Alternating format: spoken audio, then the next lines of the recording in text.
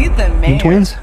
Nah, we cousins. Growing up in the South, you hear cautionary tales of rattlesnakes hidden in the palmetto bushes, a time when blacks and whites shopped on opposite sides of the streets. And if you're like me, your grandmother would randomly break out into a humming spiritual tune while she was cooking, or right before she laid out a TED talk about the dangers of getting wrapped up into the worldly exploits of the streets and the devil's playground. What I want to say too, I feel like this movie could have taken a completely different direction had they kept it like historically accurate. You feel me? This film touches on all of those nostalgic morsels, from the music, set design, to the awesome performances from a very talented cast. And we have to address some of the not so hidden symbolism within the film, and also the choice of historical nuances. Sinners is here, and I had to drop everything to go see it in the theater and join you all here to Yeah, I didn't, drop everything and go see it, but I did go see it the other day, and I think it was okay. To be honest, my real rating, I want to give that shit a 5. talk about it. I'd like to say thank you all for watching, and if you're new to Real Enigmas and Theories, welcome. Just so you know, this video will contain spoilers for the Sinners film. So without further ado, let's pull out those magnifying glasses and cook. Yep, if you ain't see the movie, this is a spoiler alert. Also, if you're watching, please subscribe. Now, Sinners is a greatest mixture of From Dusk Till Dawn, the movie Life with Eddie Murphy and Martin Lawrence, Salem's Lot, and Brother Where Art Thou. You could add a couple more to this, but the film actually stands out on its own in my opinion. It's an instant classic. The film is about twin brothers Elijah and Elias Moore, infamously known as the Smokestack Twins or Smoke and Stack, played by Michael B. Jordan. They pick up their cousin Sammy Moore, known as Preacher Boy, played by Miles. Which was absolutely crazy. They were able to make this movie with the same guy playing both. Like, it would be some scenes where they would be like fighting and like hugging and stuff, and I'm like, bro, how did they make that? Caton. The twins have returned to their hometown of Clarksdale, Mississippi to open up a juke joint after serving in World War I and working for Al Capone in Chicago before pulling off a heist that gave them enough booze, resources, and money to come back home and take advantage of the bootlegging industry. Their little cousin Sammy was the missing piece with his obvious musical abilities and his not so obvious ancestral inheritance of being a griot. The film starts off by giving us a bit of lore about griot. Griot, or griots, aren't just performers. They're custodians of ancestral memory. They remember the lineage of kings, the triumphs of ancestors, and the wisdom that's buried in time. Okay, see, I didn't even, this was in the beginning of the movie, but I didn't even like put that shit together. That makes sense though. So he's like a magical being that like plays the music, and the music holds all of like the trauma, you know? Cultures around the world had their versions of the same ancestral human libraries. In Ireland, they were called the Fili, and in Choctaw land, they were called firekeepers. This ability in the community is very sacred, and it can attract abundance, but it also can attract evil. And we'll talk a little bit about that later. Okay, that makes sense, because later on in the movie, what's gonna happen is like the evil vampire, the white man is like, oh, I need your sounds, I need your spirit, I need your music. So this is crazy, bro. Oh, before the twins picked up their cousin, they met with the owner of a sawmill to purchase and use the spot for their juke joint. Hogwood had come late to their meeting, throwing the brothers' plans off to pick up their cousin and get everything ready to open up the juke that night. Smoke in the blue hat, Stack in the red hat. Smoke realizes that the floors in this dusty building are clean to the touch, and it piques his twins' eyebrows as well, to say the least. Hogwood takes the money and a caution from Smoke not to make any attempts to get any more money out of them or to enter their property or be met with full force. Hogwood offers the notion that the clan had been disbanded and the boys have nothing to worry about. Yeah, he literally ended up saying, he was like, the clan hasn't been around here in years. The clan is dead. I was like, bro, in 1930 something, you talking about the clan is dead? Like, what are we talking about? They are very much alive. Stop right here and bring a bit of historical context to what's going on around this time. After World War I ended in 1918, a wave of black soldiers returned home expecting greater opportunity and respect after fighting for America overseas. Instead, they faced brutal racism, job discrimination, and violent backlash, especially during the Red Summer of 1919, when race riots exploded across dozens of United States cities. The Red Riot? God dang, bro. Many black veterans were barred from getting steady work, blackballed from unions, and targeted by white supremacist groups. In this harsh environment, organized crime became a pragmatic route to survival for some of these black veterans. I mean, these guys had military training, they knew tactics, discipline, logistics, and how to use weapons as well. And yeah, oh yeah, I would have been like, shit, we're gonna create our own city. Like, bro, I'm really glad I wasn't born in that time, because I would have been on some like revolutionary type stuff. You feel me? I would have been like, bruh.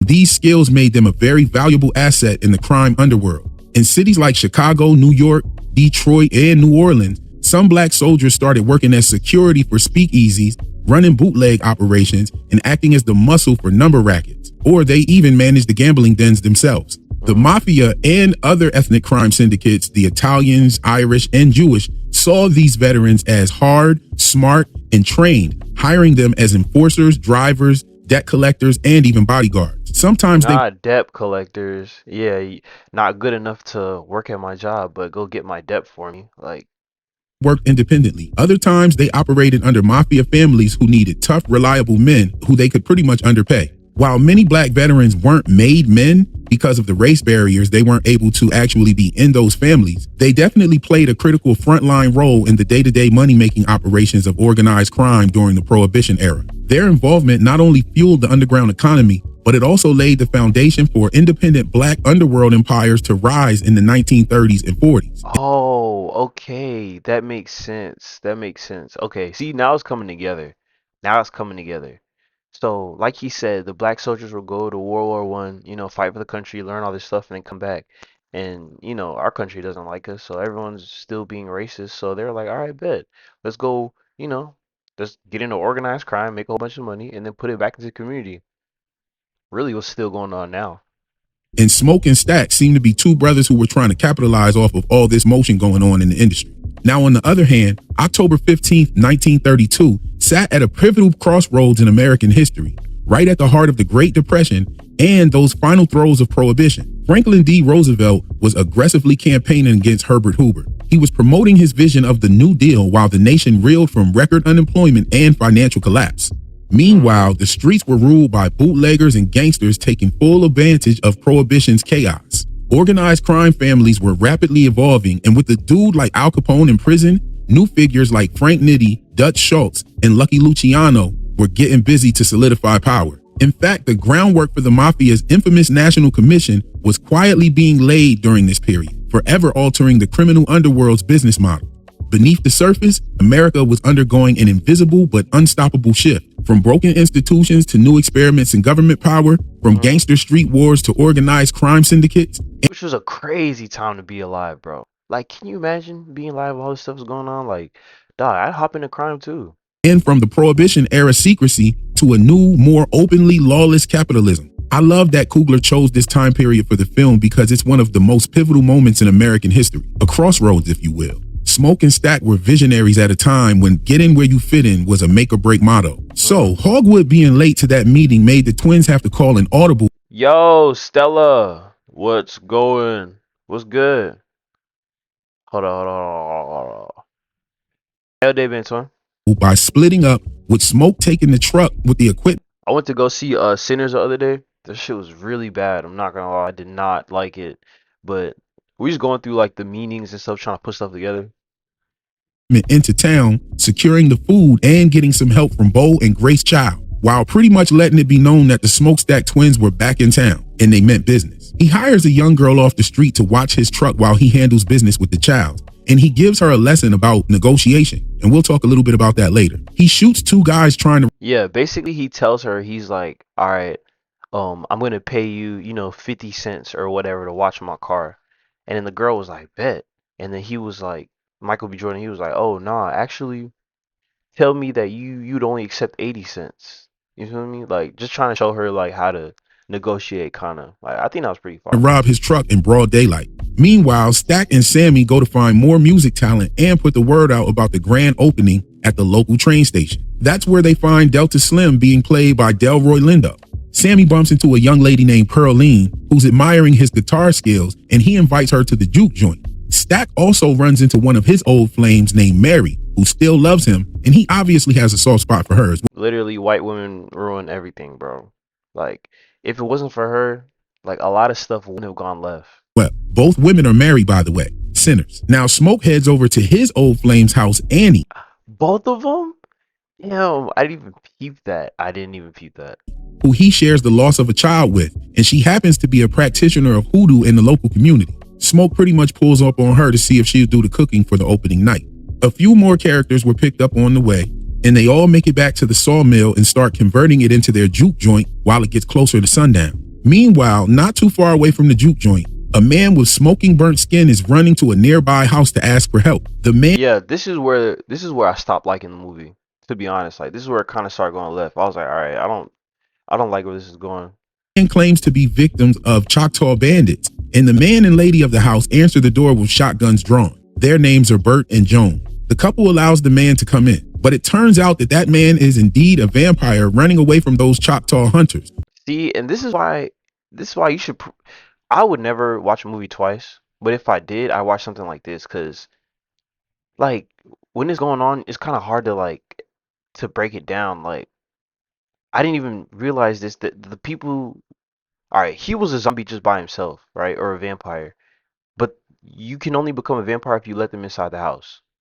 So he walked up on these two people, and then they ended up letting him in, and that's how they became zombies. But you don't find that out until later. Who no doubt are aware of what that man actually is and the dangers of the coming nightfall. So the Choctaw hunters leave before the sun sets, and the vampire Remick takes on the husband and wife to join his vampire legion. Now, up until this part of the film, there was no mention of vampires, and this is like 45 minutes in. Yeah, From there, we literally see the Smokestack twins' newly purchased building go from an old sawmill to the bumpin' juke joint. And Remick and his two reborn recruits make their way to the juke joint to find Sammy after hearing him play and sing, which is an exercise of his griot abilities. Now, Sammy was playing. okay. And remember when Sammy started playing, it was bringing you know, old songs and new songs. It's basically all of black culture that comes together when he plays his music.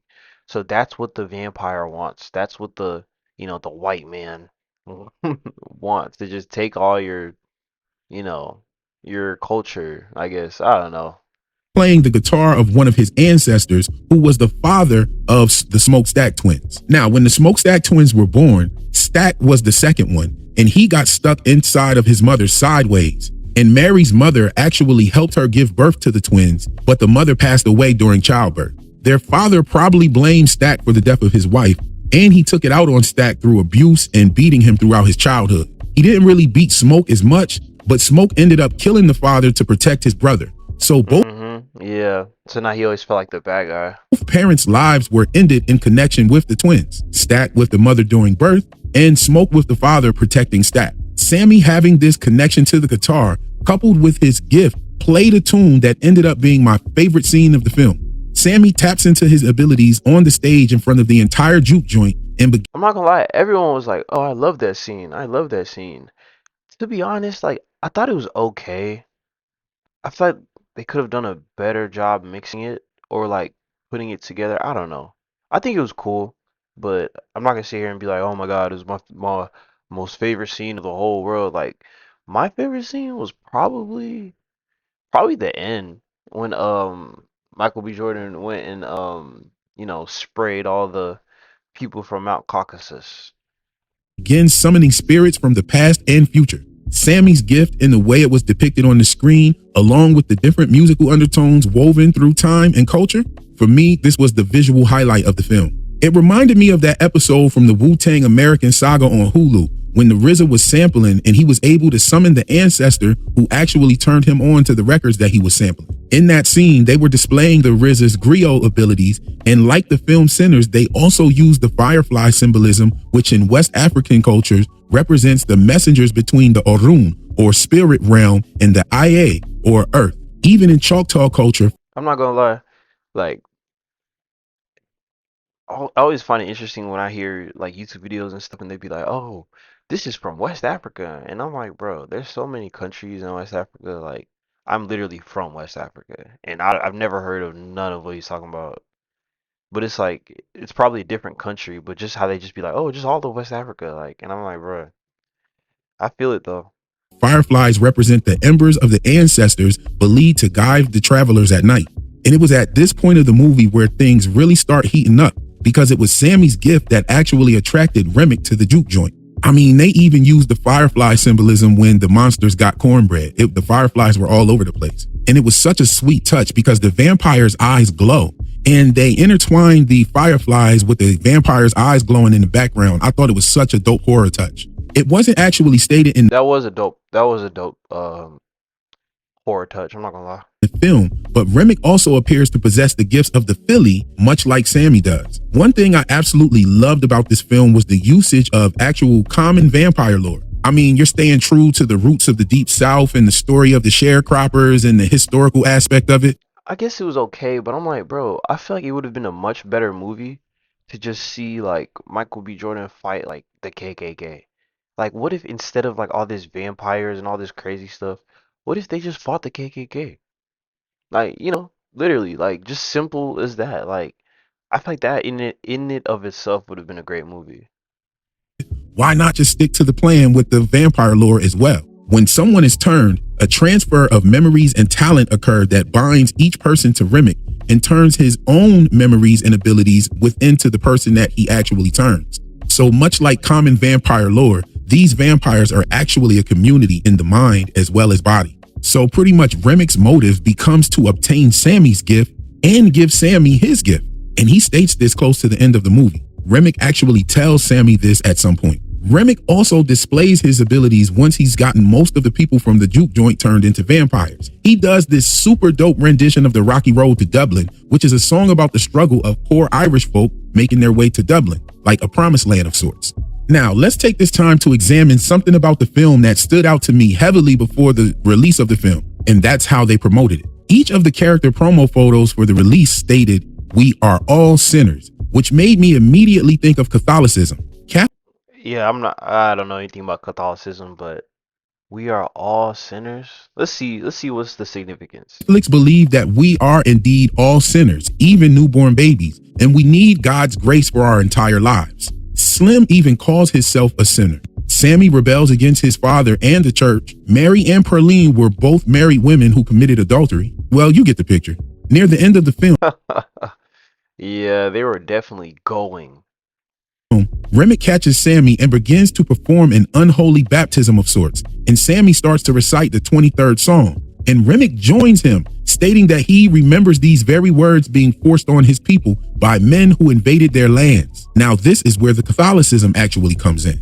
Catholicism hit Ireland hard around the 5th century, mainly through missionaries like St. Patrick, who himself was actually a British Roman. Now, if Remick remembers this, he was alive around that time. Either that, or he has the memories of whoever turned him into a vampire that may have experienced this. Who knows? I don't know. But for hundreds of years, the British Empire suppressed Irish Catholics violently. No voting rights, no property ownership, no education in Catholic schools. This oppression Doesn't that sound familiar? locked Catholicism into the Irish identity. And after events like Cromwell's conquest of Ireland, tens of thousands of Irish men, women, and children were captured, sold, and shipped to colonies, especially Barbados, Jamaica, and the colony of Virginia here in the US. Many were literally called white slaves and advertised in newspapers, auctioned off, beaten, essayed, and pretty much worked to death. Their treatment was just as brutal as African slaves. However, their time was temporary as indentured servants, but indigenous American and African slaves' time was permanent, and you could become a slave through inheritance. A lot of people don't know this, but the first slaves in America were actually white and many were Irish. But just to be clear, there's a distinct difference in chattel slavery and indentured servitude.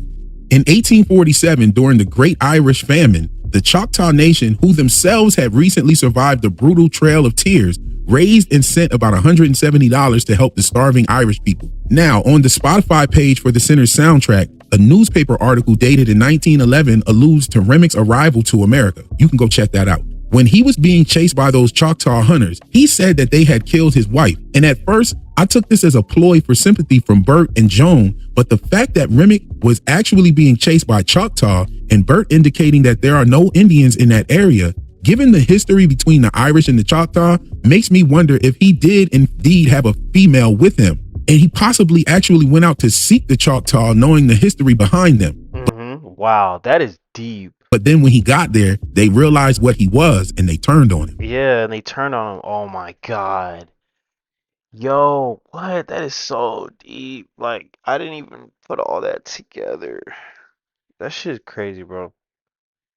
Yeah, Stella said Michael B. Jordan fighting the KKK will be fire. Exactly. Because Bert says that there are no Indians in that area, and the Choctaw definitely wanted to hightail it up out of there as the sun was going down. So So, did those Choctaw hunters really kill his wife? The film also dives into the relationship with Chinese Americans in the South. The meeting with Smoke and the Childs display the complex positioning of the Chinese Americans in the Jim Crow South. After the Civil War, Black Americans began carving out their own economic strongholds with towns like Mound Bayou. Smoke actually references this community when talking to Sammy about giving up his own juke joint dreams, and he suggested for Sammy to go down to Mound Bayou. Places like Rosewood, Tulsa, Greenwood, and even parts of Harlem where Black farmers, doctors, bankers, and business owners thrived independently. But white elites, fearing the rise of wealth in the Black community, devised a buffer system. Chinese immigrants, fresh from the railroad labor and barred from the white neighborhoods, were steered, sometimes legally and sometimes economically, into the Black communities. Secretly backed by white-owned banks and supply chains,